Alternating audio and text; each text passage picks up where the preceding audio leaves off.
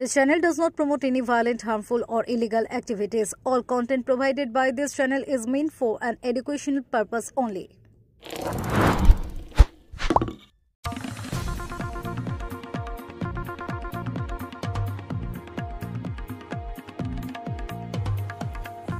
কর্পোরেশনের ডেপুটি মেয়রের নাম নেই ভোটার তালিকায়, নাম নেই তার স্ত্রীরও। অবাক কাণ্ড চন্দননগরে। তৃণমূল নেতার অভিযোগ, মানুষকে ভয় দেখাতে বিজেপি নির্বাচন কমিশনকে দিয়ে এসআইআর করছে। বিজেপির দাবি, ভুয়ো ভোটার ধরা পড়ার ভয় পাচ্ছে তৃণমূল। বিহারের পর এবার পশ্চিমবঙ্গে বিশেষ নিবিড় সংশোধন বা স্পেশাল ইন্টেন্সিভ রিভিশন এসআইআর হবার কথা, তার প্রস্তুতি শুরু হয়েছে। ইতিমধ্যে 2002 সালের ভোটার তালিকা প্রকাশ করা হয়েছে, যে তালিকা দেখে বিশেষ নিবিড় সংশোধন হবে। আর সেই তালিকায় দেখা যাচ্ছে চন্দননগর কর্পোরেশনের ডেপুটি মেয়র অমিত মুন্না আগরওয়াল, তার স্ত্রী ববিতা আগরওয়ালের নামই নেই। 182 চন্দননগর বিধানসভা 2 নম্বর অংশে খলিশানি বউবাজারে তাদের বুথ হয়। মুন্নার মা ও ভাইয়ের নাম আছে তালিকায়। ডেপুটি মেয়র বলেন, 2002 সালের আগে পরে যত নির্বাচন হয়েছে সব নির্বাচনে ভোট দিয়েছে। আমি নিজে 3 বার কাউন্সিলর নির্বাচিত হয়েছে। তার আগে খলিশানি এলাকা পঞ্চায়েত ছিল, পঞ্চায়েত ভোটেও আমি ইলেকশন এজেন্ট ছিলাম। এখন যে ভোটার তালিকা দেওয়া হয়েছে সেই তালিকায় দেখছি আমার নাম নেই। আমার জন্মের শংসাপত্র থেকে শুরু করে তথ্য আছে, সেগুলি চাইলে আমি দেখাতে পারবো। কিন্তু সাধারণ মানুষ যারা আর্থসামাজিকভাবে পিছিয়ে রয়েছেন তাদের ক্ষেত্রে হলে কি করবেন?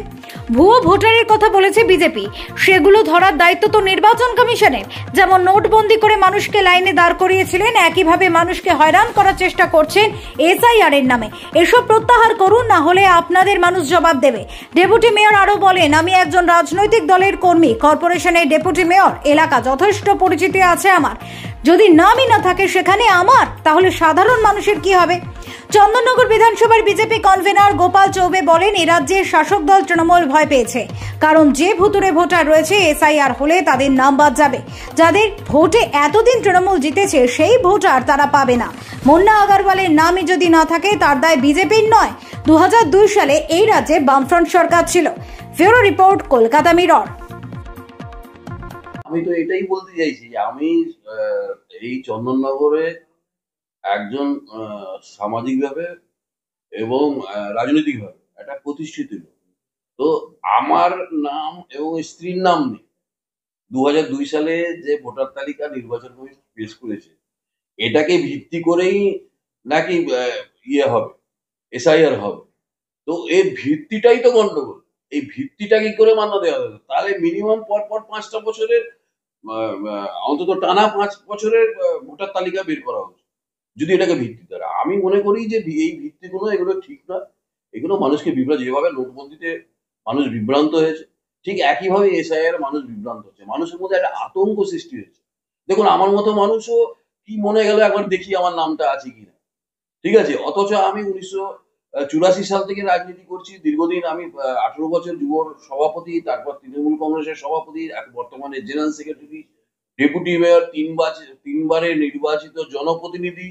1965 সালে চন্দননগর মহকুমা হাসপাতালে আমার জন্ম, চন্দননগর পৌর নিগম সেই আমার বার্থ সার্টিফিকেট দিয়েছে, সেখানে আমার এবং আমার স্ত্রীর নাম নেই। তাহলে এবার আপনারা ভাবুন যে যারা গরিব প্রান্তিক মানুষ, যারা যেখানে বন্যায় ভেসে যায়, যেখানে বিভিন্ন রকম আর্থসামাজিক ভাবে কিছু মানুষ পিছিয়ে আছে, তারা এইসব জিনিস কি করে যত্ন করে রাখবেন? কি করেই তারা এরপর যে 2002 সালে ভোটার তালিকাতে নাম, আমি আমার কাছে সব আছে, আমি সাবমিট করতে পারবো, ঠিক আছে যদি হয়। কিন্তু যারা প্রান্তিক মানুষ, যাদের গরিব, যারা খেটে খাওয়া মানুষ, তাদের অনেক ন্যায্য মানুষের নাম তো থাকবে না 2002 তালিকা, যেভাবে আমার নেই। কিন্তু তাদেরকে এইভাবে হ্যারাসমেন্ট করা, এইটা আমার মনে হয় নির্বাচন কমিশনের এই সিদ্ধান্ত থেকে অব্যাহতি নেওয়া উচিত। এবং ভারতবর্ষের সমস্ত রাজনৈতিক দল, একটি বিশেষ দল বাদে, সবাই চাইছে যে এই পদ্ধতিগত ভুল আছে, এই নিয়মটা পাল্টানো দরকার। আপনি তো সব ইলেকশনেই তো ভোট দেন, এরকম কি কোনো মনে পড়ছে ভোট দেননি? আমি মোটামুটি 89 থেকে সব ইলেকশনেই, 88-এ পঞ্চায়েত একটি নির্বাচন হয়েছে। এই পঞ্চায়েতে আমি ইলেকশন এজেন্ট ছিলাম। আমার এলাকায় যে প্রার্থী ছিল, আমাদের খলিশানি পঞ্চায়েত তখন সিঙ্গুর ব্লকে ছিল, ওই খলিশানি তখন পঞ্চায়েত নির্বাচন হয়েছে। আমি 88 সালে যিনি প্রার্থী ছিল তার ইলেকশন এজেন্ট ছিলাম। 93-তে আমি ইলেকশন এজেন্ট ছিলাম। আমি টানা 1996 সালে অবিভক্ত কংগ্রেসের যুব সভাপতি, যখন মমতা বন্দ্যোপাধ্যায় যুব কংগ্রেসের সভানেত্রী ছিলেন, সর্বভারতীয় মানে আমাদের অল ইন্ডিয়া এআইটিসি, সরি মাফ করবেন, মানে কংগ্রেস, জাতীয় কংগ্রেস, তখন থেকে আমি রাজনীতির সাথে যুক্ত। আচ্ছা, এই ধরুন 2002 সালের এই যে ভোটার তালিকা, তার আগে পরে যে নির্বাচন গেছে সেখানেও ভোট দিয়েছেন? 2001 সালে ভোট দিয়েছি, 2004 সালে ভোট দিয়েছি, তার আগে 2003 সালে পঞ্চায়েত নির্বাচনে ভোট দিয়েছি। আপনার কি মনে পড়ছে যে কখনো ভোটার তালিকা থেকে নাম বাদ গেছে বা এরকম কারণে আপনাকে সংশোধন করার জন্য? না, সেরকম কোনোদিন আমার কাছে আসেনি, কিন্তু যে তালিকাটা বেরিয়েছে সেখানেই তো আমি দেখে আমি পুরো থ হয়ে গেলাম। মানে আমার কিছু যারা এখন যেহেতু নেটে এটা বেরিয়েছে, দেখছে যে দাদার নাম কোথায় আছে, নিজেদের দেখতে গিয়ে দাদা তোমার কোথায় নাম যাবে। আমরা তো তখন এরকম ছিল আমাদের 100, তখন আমাদের এই দেখুন ভোটার তালিকা সব থেকে মজা 182 2 নম্বর অংশে এখানে দেখুন আমার মায়ের নাম আছে, আমার ছোট ভাইয়ের নাম আছে, কিন্তু আমার নাম।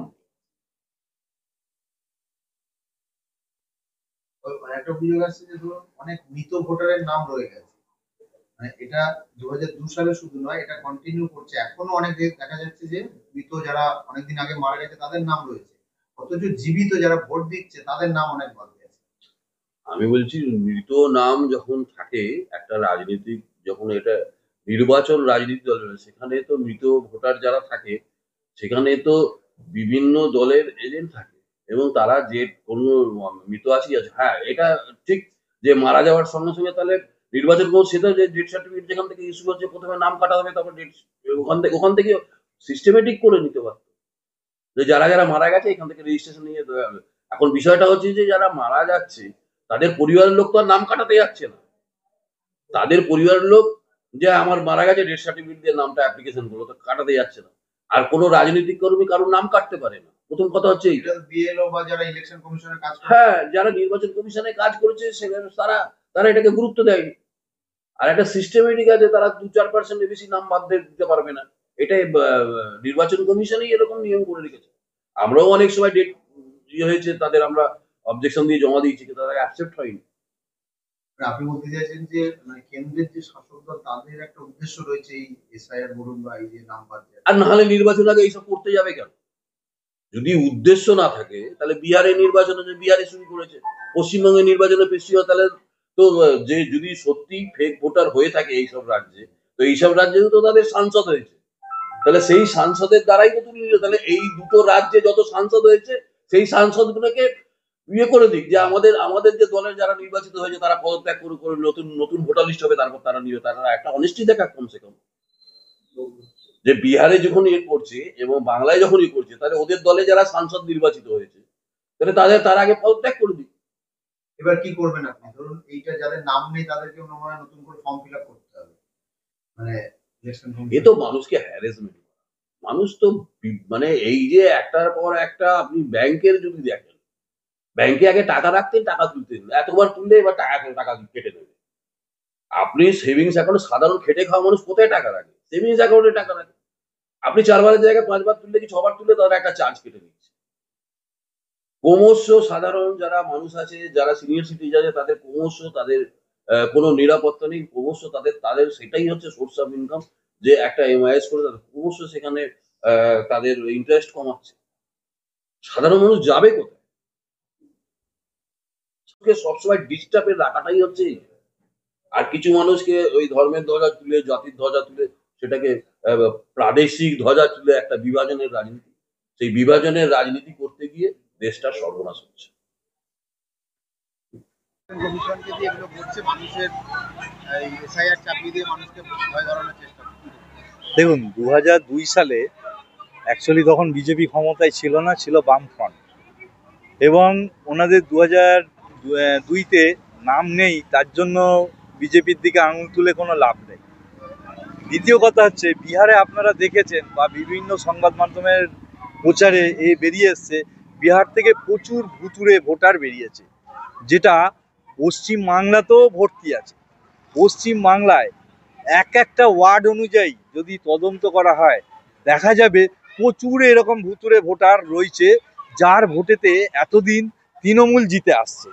এখন নির্বাচন কমিশন এসআইআর লাগু করেছে, এই এসআইআর লাগুতে এরা ভয় পেয়ে গেছে, কারণ এতদিন তো সব যারা মারা গেছে তাদেরও দেখা যাবে ভোটার লিস্টে নাম রয়েছে। যেমন আমি একটা এক্সাম্পল দিচ্ছি, 21 নম্বর বুথে 1 নম্বর ওয়ার্ডে 21 নম্বর বুথে সুমিত গাঙ্গুলি মারা গেছেন 2022 সালে, কিন্তু 2024-ও তার নামটা কাটা হয়নি, কারণ সেই মরা ভোটারের ভোটগুলো সব তৃণমূলের দিকে যায় এবং যত বাংলাদেশি লোক আছে, রোহিঙ্গারা রয়েছে, সমস্ত তৃণমূলকে ভোট দিয়ে জেতায়। এই জন্য দিদিমণি প্রচণ্ড ভয় খেয়ে গেছে। যদি এসআইআর হয়, এরকম প্রায় আমাদের অ্যাপ্রক্স 1 কোটির মতো ভোটার বাদ যাবে। এই বাদ যাবে, তাতে তৃণমূলের হার হবে। এই জন্য দিদিমণি থেকে আরম্ভ করে সমস্ত পশ্চিমবাংলায় যত তৃণমূল নেতা নেত্রীরা রয়েছেন তারা সমস্ত আতঙ্কে ভুগছে। যেমন আপনারাই বলছেন যে মুন্না আগরওয়াল 2000 সালে তার ভোটার লিস্টের নাম নেই, দেখা যাবে যে উনিও হয়তো বাইরে থেকে আগত। আমার নাম গোপাল চৌবে, আমি চন্দননগর বিধানসভা বিজেপির in charge.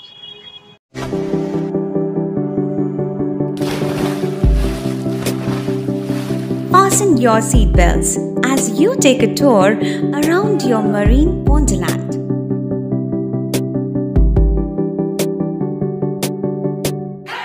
Spend a day at Aqua Marina and enjoy an array of water slides that give you butterflies in your tummy.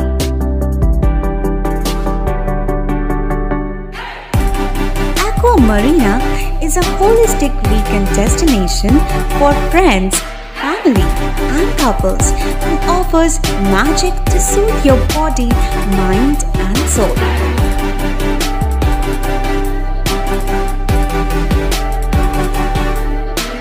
Aqua Marina, your customized magician. Welcome aboard and see the magic unfold. সামাজিক বা corporate event আয়োজন নিয়ে ভেবে চলেছেন? এবার আপনার ভাবনার অবসান। এসে গেছে ক্লাব ওয়েলকামের নতুন ক্রিস্টাল হল। 6000 বর্গফুটের রাজকীয় এই ব্যাংকোয়েট হলের সঙ্গে যুক্ত বিশাল আয়তনের কিচেন, জিভে জল আনা নানা পদ অতিথিদের পরিবেশনে সক্ষম। প্রয়োজনে ব্যবহার করতে পারেন আউটডোর ক্যাটারিং এর সুবিধাও। ক্রিস্টাল হলে অনুষ্ঠান আয়োজন অনুষ্ঠানের গরিমা বৃদ্ধি করে। রয়েছে 5টি লাক্সারি রুমের সুবিধাও। তাই সামাজিক হোক বা কর্পোরেট ইভেন্ট, নির্দ্বিধায় চলে আসুন ক্লাব ওয়েলকামে। বুকিংয়ের জন্য যোগাযোগ 9147005547 অথবা 9163333080। Enjoy a weekend at Vedam, the paradise of peace. A home away from home.